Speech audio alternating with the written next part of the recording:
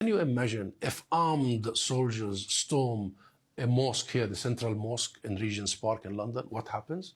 Or storms a synagogue or a church for that matter? What happens? What would be the reaction of the world?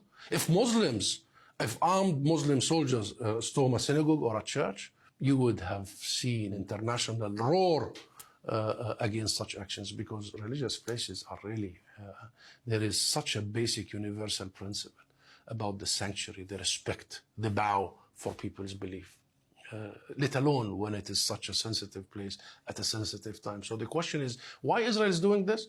Because they want to provoke. Why they want to provoke? Because they want to export their crisis, because they live on crises, they live on issues, they live on conflicts, they live on violence.